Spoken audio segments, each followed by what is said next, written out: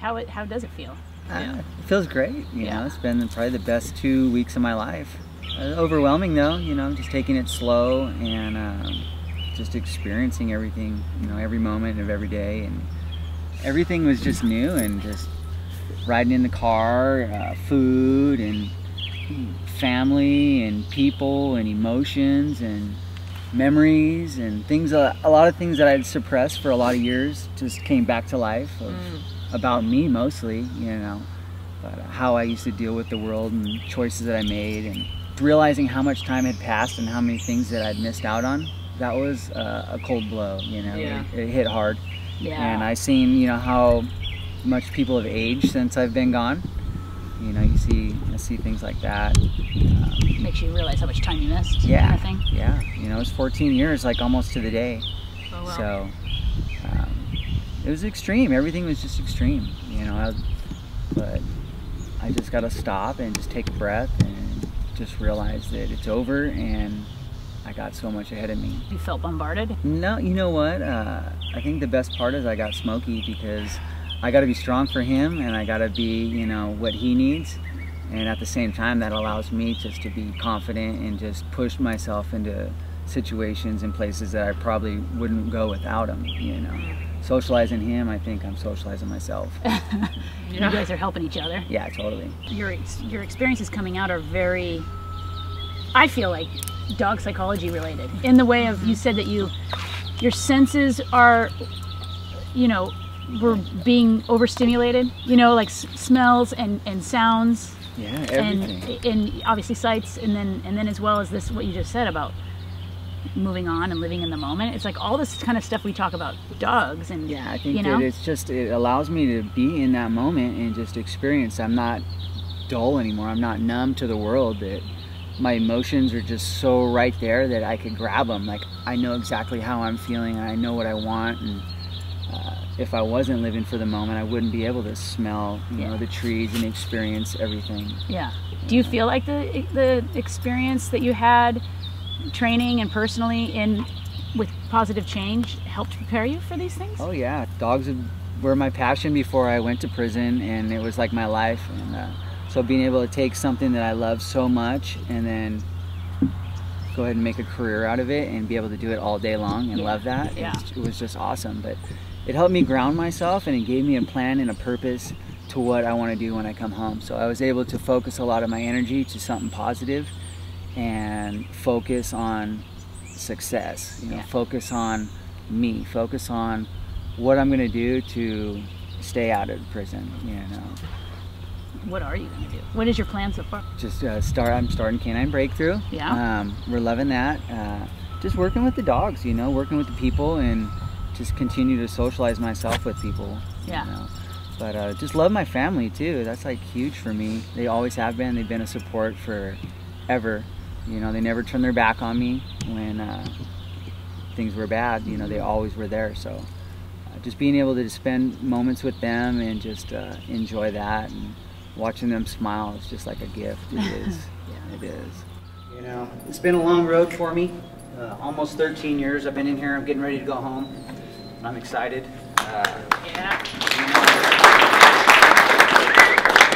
When I came into the program, I had 2 years left, and they asked me, you know, what are your strengths and your weaknesses? And my strength was that I'm very determined to change. You know, I'm very determined to get what it needs to be done.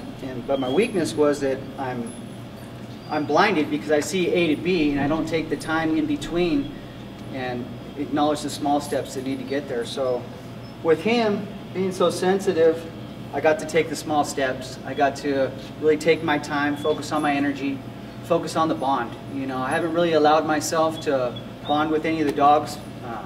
You know, each dog that I work with, there's obviously a bond there. You have to have that to communicate. But I never freely gave myself like I gave myself to Smokey. I felt Smokey needed it. He needed to feel trust, and I wanted him to understand that, you know, people aren't bad, you know, that he can have something good. And I like to see the best for Smokey. You know, he's been a good guy. So thank you again. Thank you. I probably didn't eat for like 2 days. I didn't sleep for about 3 days.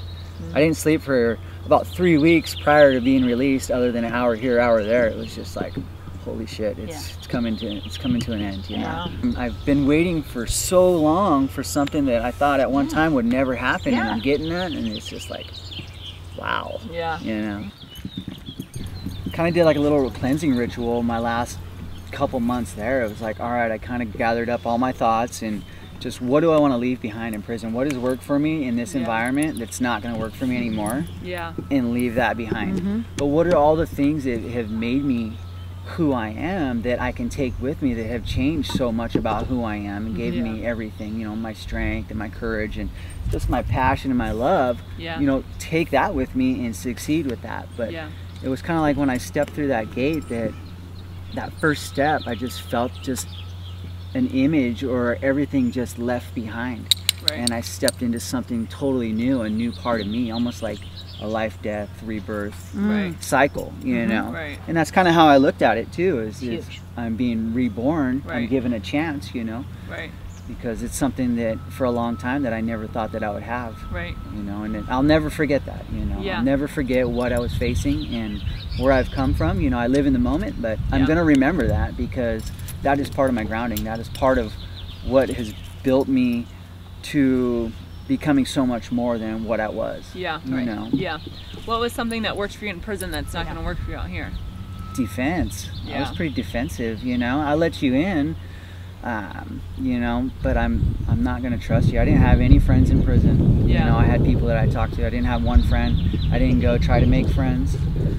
So now I get it. I'm okay with sharing more about myself, because not that I understand people's intentions a little more, but that was just such a negative place and negative people that I didn't want to even expose myself to that negativity. I felt like my energy was just constantly having to just battle it away, just push it away. And I don't want that, you know. But I use that as a defense, and that's something that I can acknowledge here, not necessarily keep my wall up, but understand people's intentions towards me and my intentions towards them also, you know, like, you know, it's not just about them to me, but me to them.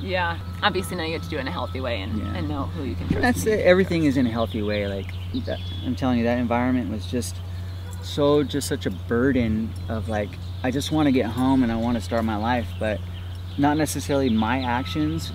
Well, let's say other people's actions in prison could affect my outcome, you know, because what happens with one group of people happens with everybody, and it's just, it's a domino effect, even though you're not a part of that or whatever. And that burden was just huge. It was like, you know, I know that I can make it, you know, I have no problem, but what's this other guy going to do that he's going to get me involved in, or you know, so that was just stressful. You know. Can you talk about a little bit of your pickup from prison? Is much different, not much different, but hopefully a lot of guys have pickups like that, but your experience of getting picked up by your family in a limo, it's like a scene from a movie, is much different than other people get to enjoy. Like, can you talk a little bit about, like, in general, not necessarily your point, but how people feel getting released and like what happens to them, if what the release process is like? There was one other guy in the holding cell with me when we were waiting to leave. We sat in there for about 3 hours. He was going on a bus, and I was getting picked up by my family. In a limo. In a limo.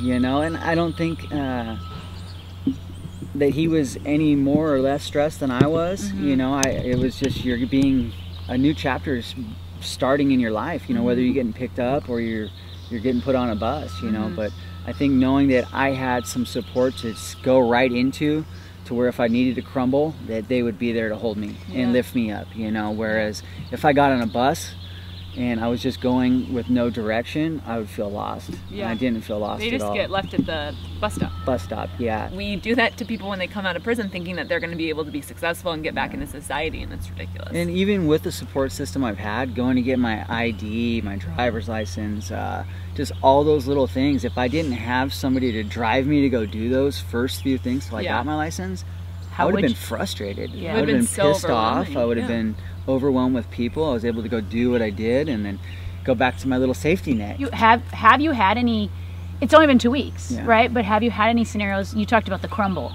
where you felt like, oh my God, I need to step back? And I still get that. Like even driving over here, it's like, oh shit, I'm home. You know, just like I'm excited coming here. And it's like, reality just constantly just hits me in the face. It's like, you're done, you know, that's over. And I think my biggest challenge is people, you know, it always has been.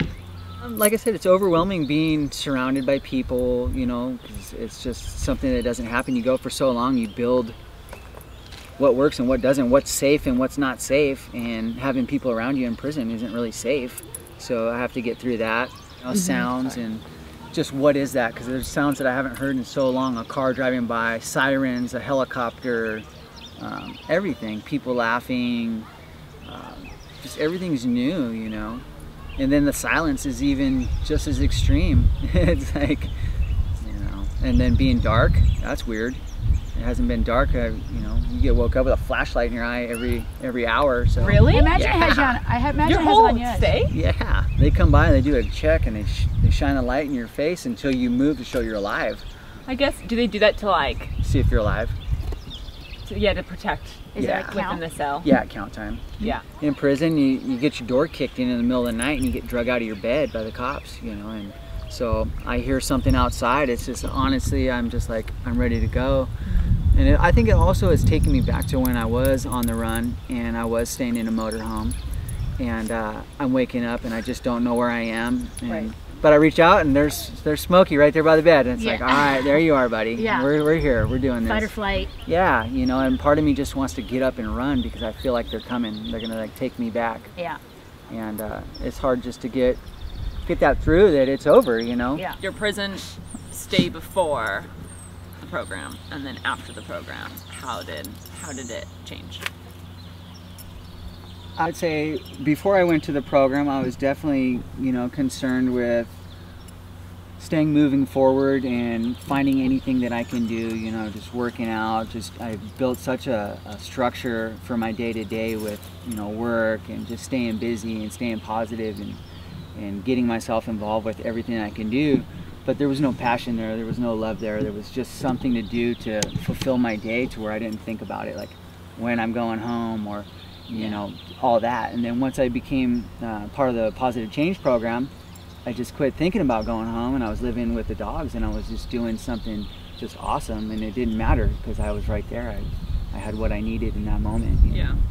Being able to have a dog, you know, I always said it and I always will. It was just so awesome to be able to have something that I loved, and you know, that's the ultimate sign of freedom. There's like nothing better than a dog, you know, when they're a dog, you know, and they just want to throw your head back and howl, and just, you know, there's raw emotion with animals, and it's so cool, you know, there's just something so alive about them that it's not suppressed. And then to be able to see that and see the dogs just be dogs and just, you know, experience the world is so cool. You know, you know, I think that was my biggest thing, a type of freedom that I got from it.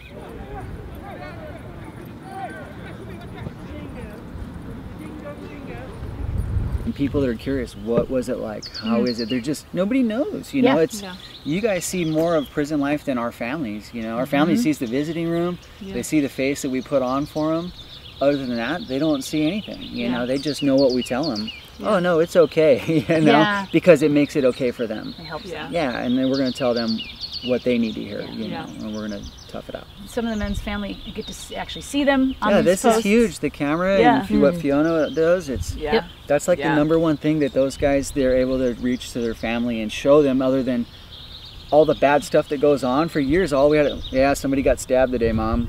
I went to visiting one time, and I was on my way to visiting, and I was up in the snow. I showed up, and I'm just covered in water because I had to lay out there because somebody got stabbed on the way to visiting. I had to lay in the snow for an hour while they waited, and I was just like, showed up, just frozen ice cube, you know, and it was like, what happened? I'm like, well, truth, or do you want me to lie to you, you know? Different people have been highlighted for different reasons, you know, and you definitely got a huge highlight, like being still in, and you guys, your Mori dodo video brought a lot of attention to you specifically, and your reunion, because it seemed like you were getting this super overwhelming positive response from so many people, a lot of them probably strangers, Everybody's a stranger. Yeah, right. I don't know any. You guys are the only people that I know. I felt a little protective over you. Everybody let him breathe. That's something that I built up and I realized was going to happen before I came home. Yeah. And I built myself to where I could take that pressure and not let it crush me. And I know that there's going to be roadblocks. I'm going to meet people that don't agree with my views, or I've always went through that type of stuff. So the kind words are nice, you know. Of course. I'm telling you, I really believed that my past was going to be held against me, and that's like just totally not true. It's something that was a huge relief for me. Yeah. You know. Do you feel like the prison system is setting people up for success to get out? You know, in the 13 years that I was in there, I have seen the prison structure of it on helping. It's going more towards rehabilitation. There are more options. There's a lot of things that you can get when you come home, you know, housing, clothing. There are things out there if you need them. Yeah. You just have to be able to go get them. But as far as prison rehabilitating me or anything, no, not at all. Yeah. You know, it had nothing to do with where I'm at today. Yeah. It did provide me with the Pawsitive Change program, and that grounded me. I mean, I was able to put prison and prison life out, and I could just focus on this little bubble about what I got to do, you know. Yeah. Because I knew it was going to be overwhelming, and I knew that it's going to be a lot to take in, and I didn't want to get frustrated because things aren't moving fast enough, because I go. Yeah. And so I just constantly check in and just slow down. But, you know, it wasn't just something that I dealt with when I got out. It was something I prepared myself mentally for. Yeah. Meditating and just letting go and letting go and letting go. It starts with just 1 second. If you can clear your mind for 1 second, you can do it for a little bit longer the next time. Yeah. Exactly. And if you're a visual person, then you can even create more. Yeah. You know. But Yeah. I used to do a meditation in the morning before I did anything.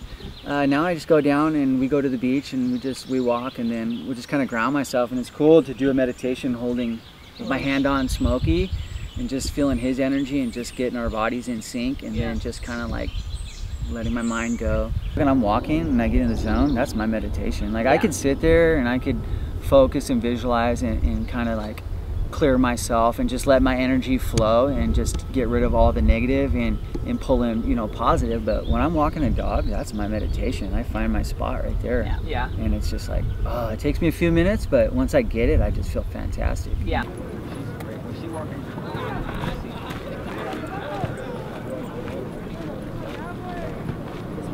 When did you come up with the name, and how did you come up with it? Canine Breakthrough is the name came from breaking through, just watching those magical little moments when a dog is shut down, or it clicked, and it was like, oh, that was awesome. And it clicked for me too, like what worked. But watching the dog hit a wall and then break through that wall into something more and just leave behind their fear, especially with him. Yeah. He was so fearful, and you know, I was fearful before I came to prison, you know. And I just remember breaking through that fear of life and how much better it was after that. And I was like, that's what we're gonna do. Help these guys break through their fears and obstacles, and help myself too. Yeah. Emphasis rub my belly. Did you come up with it once you got out, or was it something you were brewing on? I thought about it for months, and I went through a bunch of different things, but it came down to the human canine bond and the relationship there, and I was like, that's it, you know. That's what it was. It's pretty cool. It's a good name. Yeah, I like it. Yeah. I remember when Zach gave me the leash, he went back there, tried to get as far away as he could, and I totally related to that, because that was fear. You know, it was something that it took me a long time to realize in my own life. You know, when I came to prison, I kept asking myself, why? You know, why did I get up here? How did my life turn this way? You know, why me?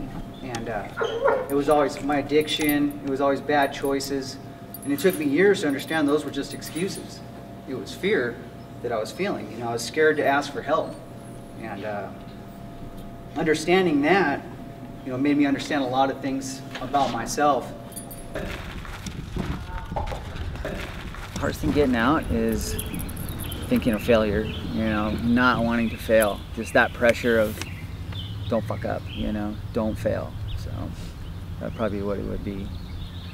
Yeah. And that's where I have to find that balance from slow down to maintaining, you know, moving forward. But I have such a fear of failure, and that's like upbringing, that's you know, that's just personality stuff, and it is literally like a blessing and a curse all at the same time, and that's something you overachieving and then being kind to yourself. Yeah, being kind to yourself, which I'm not good at. It could be powerful. It could be, you know, there's success right there. You know, you're not a personality to sit back and wait for things to get handed to you. That's right. And that's not what I'm gonna do. I'm not just gonna sit around and expect people to give me anything. I'm gonna go out and I'm gonna make my way. You know, it's gonna happen. I don't expect anything from anyone, and if anybody wants to help me along my way, I love that. You know, and I support that, and that's awesome. But I know to do what I need to do, I have to go get it.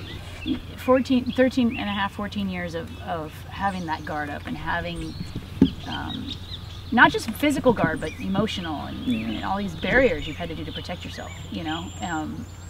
And now you're out. We've talked about this a little bit, but you're out and everybody seems to want a piece of you, you know, and especially family and friends and strangers alike. And you know, having to drop those guards and things. Have you felt any, you know, struggle? It feels good to say no. You know, one of the first things that you and not get in trouble for it. Yeah, one of the first things that you had told me, you said set rules, boundaries, and limitations, and that's what I've been doing. You know, it feels good to say no, because it's like, I don't want to just please you. I don't want to please you because it's real easy for me just to want to please you because it feels good for you, but it doesn't necessarily feel good for me. You know, honor yourself. Yeah.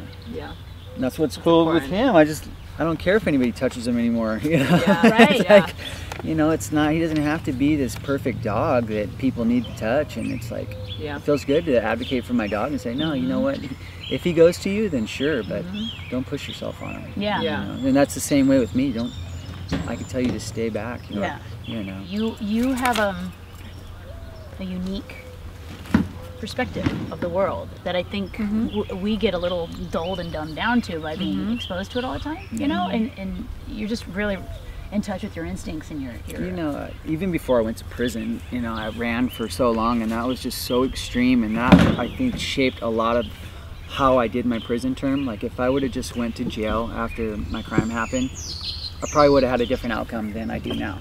But I had 10 months to just kind of like, what's going on? And I was thrown just to the world and just bare, and I was terrified, and but I built something within myself that I needed to survive in prison. Because when my crime happened, I just left. Like, I got in a car with my girlfriend, we drove away, and you know, they put me on America's Most Wanted within like 3 weeks.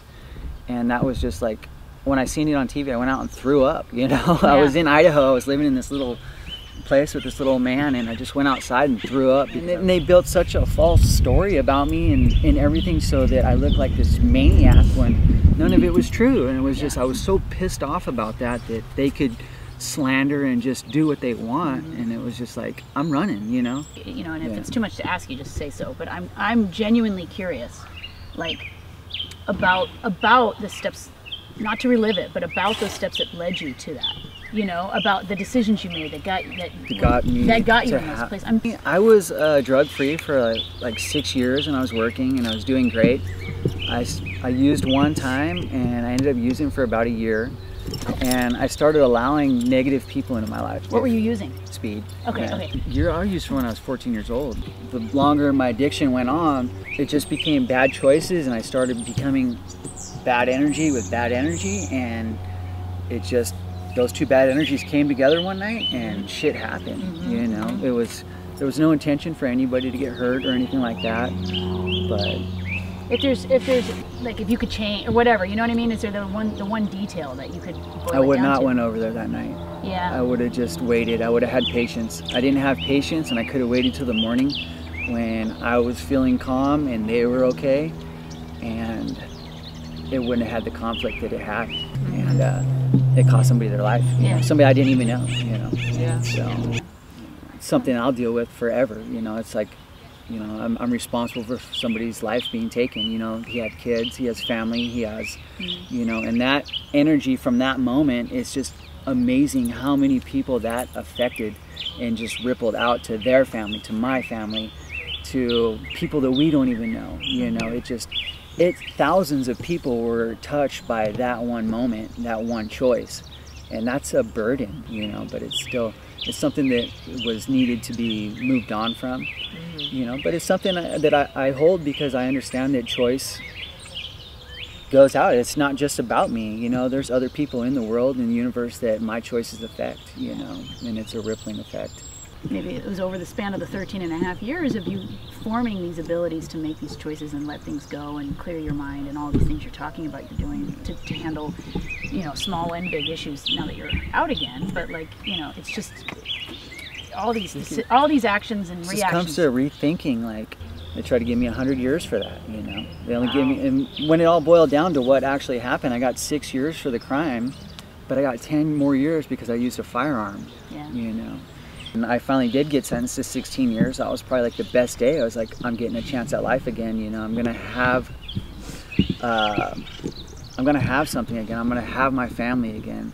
I'm gonna have life again. I'm gonna be able to love somebody again. I'm gonna be able to have my dog again. I'm gonna have all these little things that I wasn't gonna be able to, but I wasn't gonna mess it up. And I knew that I had to restructure how I think and how I react. And that was, I think, my biggest problem, was I just wouldn't think, and I would just, you know what, screw it, you know. It's patience, right? Patience, yeah. Think before you act.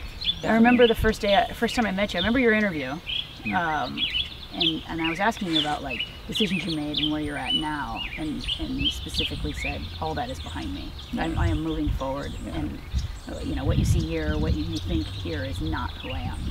Like I said, I wanted, for a long time, I wanted just to move on from prison and just put it behind me and not acknowledge it. But you know what?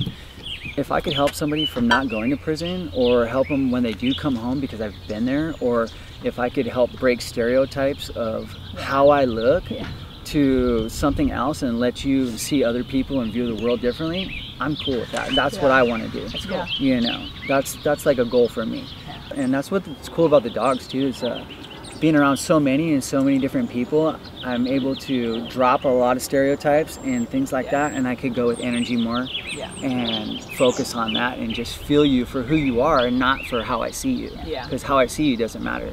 You know, what's your soul about? You know, who are you? You know, which is why that prison program, the Pawsitive Change program, works so well, because dogs don't judge you by the tattoos and by the, you know, what the place you're standing in and what color you're wearing. You know what I mean? Like they don't judge, and that's the beautiful thing about it, is that they're just going to come in. They're gonna form an opinion of you based on your energy. And the, you know, the dogs don't lie. I've got to see and work with gang members in the program to where, okay, you're people too, you know, get you apart from your gang as an individual and as a man, then I can see who you are, you know, but you hide behind your gang, and then I put my wall up. The way, like you were talking about how people stereotype you, and they wanted to play you out as this careless person who just doesn't value life, and it's like, and I think society has done that really harshly with gangs, and they're not going to go away because those communities need the support family, where it's almost like we need to reframe what gang means, and obviously they can only do that within and build up, but I think we've done a really good job of making gang people seem just careless, that don't value life. Totally. You know? And that comes from not being around them, not being exposed to it. Like, I've never been around gang members. It's like, you know, that's not who I am, and I just don't know anything about it, so therefore I make judgment on it, and I just, instead of really judging too much, I'm just going to put that wall and just keep you away, you know? So, so that was something that was new with the program for me, is I was able to, well, people were open to me. They would want to talk to me, and we had common interest, and we could talk about something besides, you know, where you live or your music or whatever, you know. We have the dogs that bridge that gap, so that was cool. Pawsitive Change is about experiencing yourself, and I think that that's what it did for me. I was able to see myself in the positive aspects of who I am instead of just focusing on the negatives. And it brought to light just how good that I can be to myself. You know, not for other people, but to myself. And by being good to myself, there's that effect again where it has on other people, that it goes out. So was there ever a time in prison that you felt like, well, this is just who I am, like where you didn't want to change? Before prison, but when I decided I want to change my life now. It was like, when did you decide that? When I got 16 years. The day I didn't get a life sentence. Up until life sentence was you know what, if I want to end it today or I want to give up. And I couldn't do it because of my family. And by them loving me so much, I never gave up because it would have just crushed them. Yeah. But if I didn't have that support, I could have given up easily. Yeah. It makes sense, because if you're given 100 years, why would you want to change? Yeah. What do you have to look forward to? Like, this is my life now, so I couldn't, I wasn't in the mindset of experiencing my lunch or my TV program or writing a letter or exercise, or I couldn't see past that. I was just thinking the rest of my life I'm never going to be free again. So and it says a lot about having something to look forward to, and ironically getting 16 years instead was a blessing, right? And then you could actually see that light. Yeah, there was something there. I had something to work for, and I had a long ways to get there, but I had a lot of change that needed to be done to get there. It wasn't, I needed to go to prison, you know. Prison did me good. You know, I hate to say it, but it did me good. And you're not the first person to say it to it. Like it's what I needed, because you know, I did wrong, heard that before. You know? Yeah, I did wrong. It's just, what else would have stopped it? Yeah, or, exactly. Not to say it's the only thing, but at that moment, you needed I a needed firm something correction. really harsh. Exactly. Yeah, I did, and that's what having everything taken from me was like the only thing. You know, because I would use and I would get clean for a few years, and I would use and I would loosen up on my rules and boundaries. Like, well, I got this. I can do this. You know, I'm functioning. I got a job. I got everything's working for me. So I become lax, and my discipline slipped, and I go right back into the shithole. And then it's like, all right. So I start setting rules and boundaries again. I get myself back on track, and then I would keep doing it. So I really had to find discipline and just maintaining rules and boundaries. You know, every day, you know, not just when it's convenient and comfortable.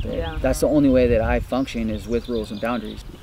The way it all ties together, the message of the positive change and what we teach in dog psychology and how to fulfill a dog and all of that is almost the building. It is the fundamentals of just life in general. And when you come out, because imagine now, if you have to have discipline now, and you have to have. I think that's why I grasped it so much. It's like, even when I worked my dogs before, I used to work them, you know. And I had pushy dogs, but they were great for me, you know. And I had discipline with them, but when I found the dog psychology, it already like reaffirmed with what I was doing in my fulfillment, you know, because I always had to exercise. I had to stimulate my mind. It made sense. And then I would get my affection, you know. So being able to do that and work and see the results with the dogs, and then understanding that it works for me, just what I do for them, I do for me, you know, and I don't just do it for them, because fulfilling them fulfills me. So it's like, it works for me. Could you ever picture yourself being a positive change trainer? Sure. Going back in and training? I would do all Or you'd that. be like, I'm not stepping inside of prison ever again. That wouldn't bother me. No, because I know I'm free. I didn't do nothing, you know. You know, Cool said something really, really amazing, as always, a couple of rounds ago, where I think it was a reflection speech.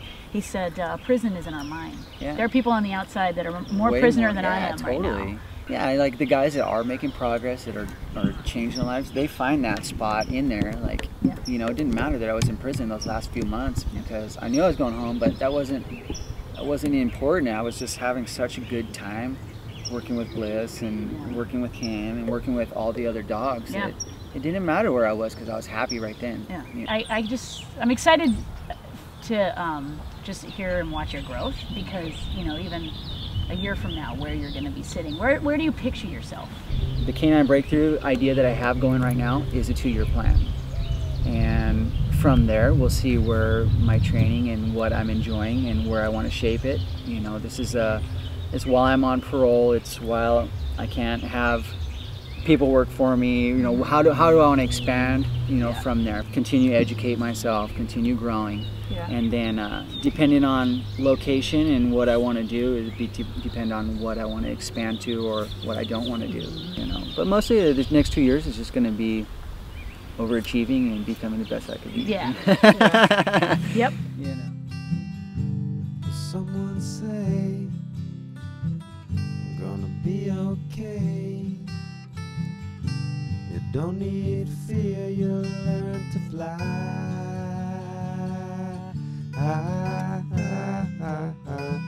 Away from here, away from here.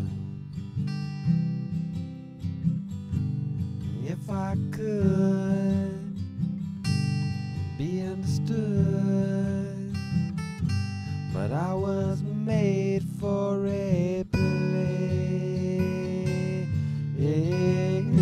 place far away from